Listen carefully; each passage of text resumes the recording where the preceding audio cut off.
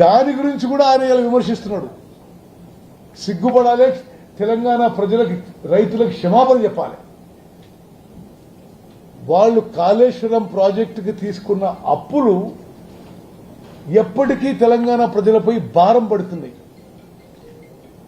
అదేవిధంగా వాళ్ళు అంటే ఆయన చెప్పిన అనేక విషయాల్లో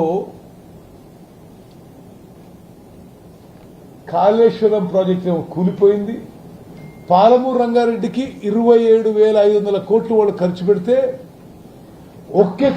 ఒక్కెకరం కూడా కొత్త ఆయకట్టు ఇవ్వలేదు, అనుమతులు ఏమీ రాలేదు, వాటర్ అలొకేషన్ రాలేదు. సీతారాం సాగర్ ప్రాజెక్టుకి 8,000 కోట్లు ఖర్చు పెడితే ఒక్కెకరం ఆయకట్టు కూడా రాలేదు, వాటర్ అలొకేషన్ ఏ అప్రూవల్ కాలేదు. మేము దానికి ముందుకు తీసుకుపోయి ఇప్పుడు దానికి final water allocation TSC approval మేము తీసుకొచ్చే చివరి దశలో ఉంటే మేం చేసినాం అంటున్నాడు ఆయన. ఇప్పుడు సమ్మక్క సారక్క బ్యారేజ్ కట్టిండ్రు కానీ దానికి కనీసం ఆయకట్టు కూడా ఐడెంటిఫై చేయలేవాళ్ళు. ఛత్తీస్గఢ్ నుంచి ఎన్ఓసీ తెచ్చుకోలే. అవి కూడా మా హయాంలోనే జరుగుతున్న విషయం కూడా నేను మనవి చేస్తున్నాను. ఇరిగేషన్ శాఖ వారి హయాంలో వారు ప్రాజెక్టు కట్టింది నీళ్ల కోసం కాదు, వారి జేబులు నింపుకోవడం తప్పితే మరొకటి కాదు అని చెప్పి స్పష్టంగా మనం చేస్తున్నాము. అదేవిధంగా అన్ని విధాలుగా ఇరిగేషన్ శాఖని సర్వనాశనం చేసిన ఘనత గత బీఆర్ఎస్ ప్రభుత్వాన్ని, ఆ పార్టీ పెద్దలని చెప్పి నేను మనం చేస్తున్నాను. మ్యాన్ పవర్ విషయంలో, హెచ్ఆర్ విషయంలో, నిధుల విషయంలో, ఆయకట్టు విషయంలో, అనుమతుల విషయంలో అన్నిట్లో పూర్తిగా విఫలమై ఈరోజు ఏదో పెద్ద పెద్ద మాటలు మాట్లాడే ప్రయత్నం చేస్తున్నారు. మరి నిన్ననే అఖిల భారత ఇరిగేషన్ మినిస్టర్స్ కాన్ఫరెన్స్ లో నేను మొదటి రోజు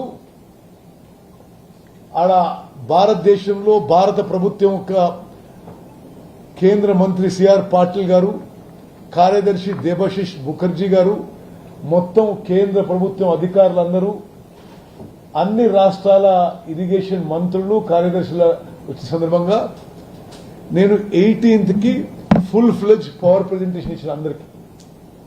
తెలంగాణలో ఏం జరుగుతుంది, ఏమైతుంది, ఇప్పుడు మాకు ఏమేం కావాలి సెంట్రల్ గవర్నమెంట్ నుంచి.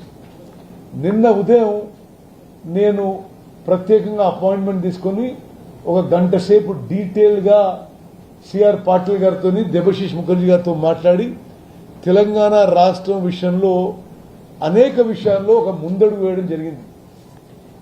ఆ విషయం నేను ముందుకు మీకు చెప్తా. కృష్ణా నదీ జలాల్లో మాకు అన్యాయం జరుగుతుంది,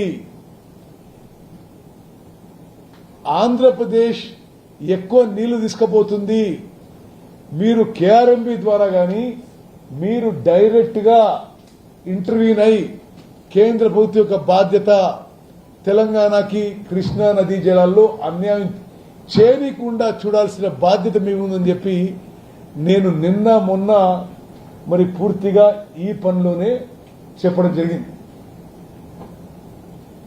కేంద్ర మంత్రి సిఆర్ పాటిల్ గారు, కేంద్ర జలవనరుల ముఖ్య కార్యదర్శి దేబశిష్ ముఖర్జీ గారు కేఆర్ఎంబీకి నా ముందే డైరెక్షన్స్ ఇచ్చిండ్రు.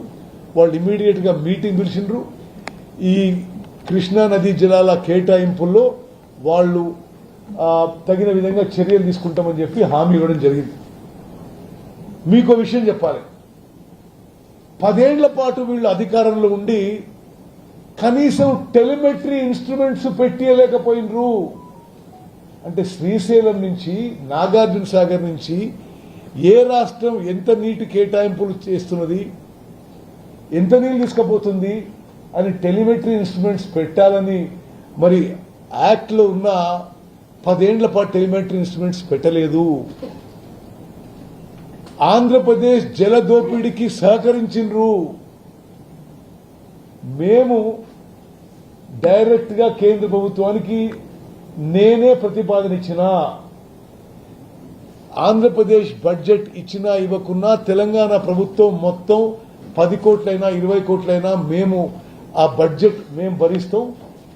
శ్రీశైలం బ్యాక్ వాటర్స్ లో కానీ శ్రీశైలంలో కానీ కృష్ణా నది మీద నాగార్జున దగ్గర మరి ఇమ్మీడియట్ గా టెలిమెట్రీ ఇన్స్ట్రుమెంట్స్ పెట్టాలని చెప్పి మేం చేయడం జరిగింది. వాళ్ళు ఏం చేయలేదు ఆ విషయంలో. అదేవిధంగా Krishna waters dispute tribunal Brijesh tribunal ముందు వీళ్ళకి చేతగాలే. వీళ్ళు 811 టీఎంసీల్లో వీళ్ళు లిఖితపూర్వకంగా హరీష్ రావు గారు ఇరిగేషన్ మినిస్టర్గా, ఆ తర్వాత కేసీఆర్ గారు ముఖ్యమంత్రి ఇరిగేషన్ మంత్రిగా ఆంధ్రాకి 512 టీఎంసీ రాసిచ్చి తెలంగాణకి 299 టీఎంసీలు సరిపోతాయని చెప్పిన మరి ఘనత వారికే దక్కింది. మేము వచ్చిన తర్వాత ఇది ఎన్ బ్లాక్ అలాట్మెంటు